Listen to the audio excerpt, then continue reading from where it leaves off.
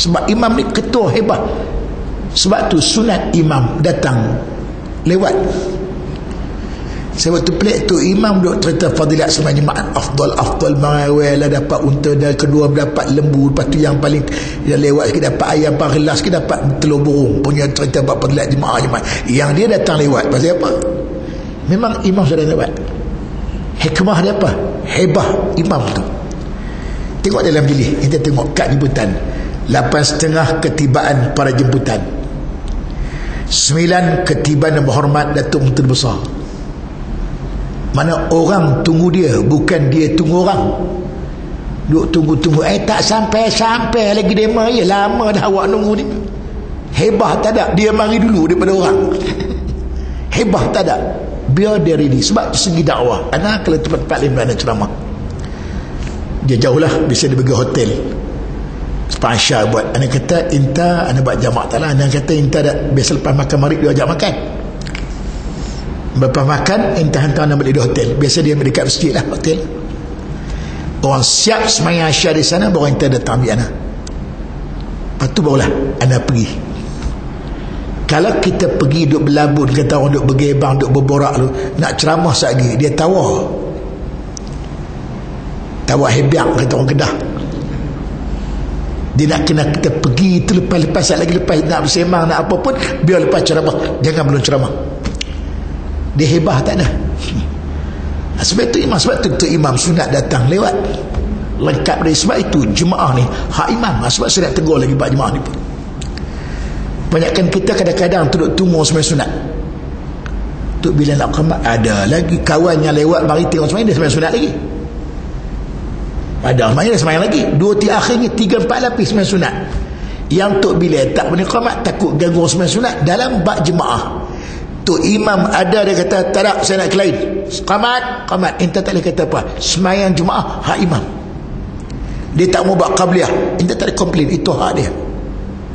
Sembahyang hak imam, qamat hak Bilal. Sebab tu makruh orang qamat lain, Bilal lain. Sembahyang tu hak imam. Saya tengok kadang-kadang kawan yang datang awal tu terpaksa datang balik lewat. Dia tunggu tu saya selapis. Sebab tu saya style saya imam kan. Saya datang lewat, tengok orang dah buat ba'diyah dah, saya terus qamat.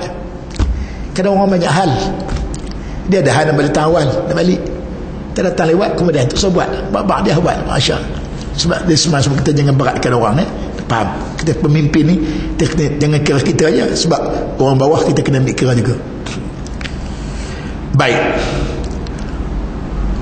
orang yang merampas jawatan imam sedangkan dia tidak berhak menjadi imam ni satu tempat pula, gila jadi tu imam satu tempat. Ni orang pencin ni, orang pencin pergi ke Mekah, dia balik Mekah, tempat tu adalah dalam taman. Orang qamat dia jadi imam, orang qamat dia jadi imam, dia nak naik jadi imam, orang bukan suruh dia pun. Kalau baca dia sedap tak apa, betul tak apa, akhirnya orang mengaduhai ke saya sebab tamat saya mengajar ni.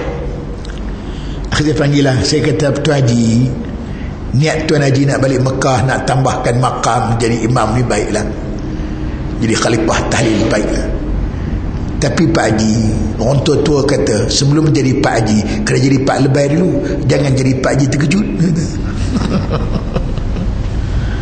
Kena ada persiapan, saya kata. Saya tengok Pak Haji ni baca pun teruk. Yang kedua pula, Pak Haji pula orang bukan lantik, Pak Haji jadi imam. Yang Pak Haji terus naik jadi imam pasal apa? Makruh kalau imam makmum tak reda. Dia pun terima mendapat saya, dia tak jadi imam. Kira apa? Sebab jawatan bukan imam ni hak makmum, pilih.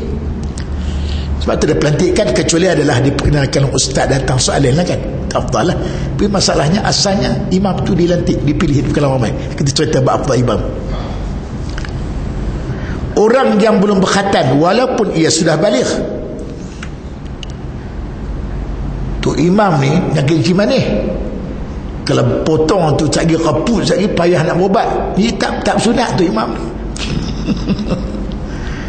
Dia bersunat ni sebab nak buang tu, nak buang yang taik, yang dikulup tu yang wajib dipotong. Entah tak sunat tak apa, tapi penat entah tiap-tiap nak sembahyang terpaksa mesti bila air kena duk cuci satu kho je, kata orang Perak. Satu khijau pula nak kelebek hak dia. Boleh? Tak apa. Tu yang dipotong ujung kuluk tu sebab nak buang tai itulah tu. Tu imam ni kecil manis contohnya. Macam mana, jangan budak-budak ada kecil manis lah ni. Ada budak-budak kecil manis. Kalau berkhatat takut segi melakal orang kecil manis luka apa lega. Tak berkhatat cuma dia jadi imam makruh walaupun cuci yang itu. Kanak-kanak walaupun ilmunya lebih daripada orang yang baligh. Anak kita umur 12 tahun mengaji sekolah rendah Islam, tajwid bagus, baca hukum hakam berarti dia jadi imam, makruh walaupun sah makruh. Baik, satu lagi panduan imam. Makruh imam menyangkan bacaan dan zikir dan semayang melebihi sekurang-kurang sempurna. Ingat, dalam jemaah imam jangan zikir banyak. Dalam sujud, dalam rokok ambil sakat 3 kali. Kalau kita seorang afdal buat sampai 9 kali angka ganjil. 1, 3, 5, 7, 9 Tapi kalau kita berjemaah ambil 3 kali cukup. Sebab Nabi kata idza salahadukum bin nas falyukhaffif fa inna fi mudha'if was-saqim wal kabir fa ya sallab si falyutawil ma sya' jamaah illa ibnu majah la autar. Rasulullah SAW bersabda, apabila salah seorang kamu imamkan satu semayang dengan orang ramai, maka naklah diringan-ringankan bacaan dan zikir semayang pada sekurang-kurang sempurna. Terdapat di kalangan para jemaah itu orang yang lemah, orang sakit dan orang tua. Sebalik, jika ia semayang seorang diri, bolehlah ia panjang berapa lama yang ia kendaki. Sebab tu tengok keadaan saya saya tutup imam, tak kena gili saya lah. Semua tempat kami kuliah subuh di tepi. Nak kuliah subuh dia meratip waktu 300 kali. Makmum punya bengang. Ustaz tu imam bodoh punya tu imam dia 300 kali meratip begitu bagi subuh. Kuliah subuh lagi ni. Dia kuliah nak keluar duha lah. Itu imam tak reti ni. Dia kena raih majlis lah. Tu. Satu lagi seorang tengok tu imam. Dia bawa ayat panjang, dia hafaz Quran. Dia cuba nak bawa lah semayang, terlekat 3-4 kali lekat, melengu. Saya kata kita panggil entah, dia kata entah nak bawa ayat entah apa, entah buat semayang seorang diri, entah bawa lah semayang jemaah tak usah lah, entah ambil pendek-pendek. Saya tengok satu trend hari ni imam-imam berajin ambil ayat-ayat Quran panjang. Entah kena ingat dalam pertolongan dia sebut baca ayat yang pendek yang lengkap lebih afdal daripada baca ayat yang panjang yang tidak lengkap. Dia ambil ayat Quran tu bukan lengkap, cerita tu tak habis, terhenti. Lebih baik baca inna a'tayna, lengkap, pendek, afdal inna a'tayna.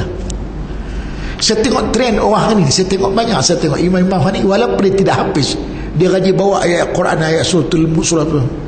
Saya tengok amalan tuan-tuan guru pengarang bagi pondok lama, kami biasa bawa ayat lazimnya alam tarakai wailun, itu ayat itu wailun.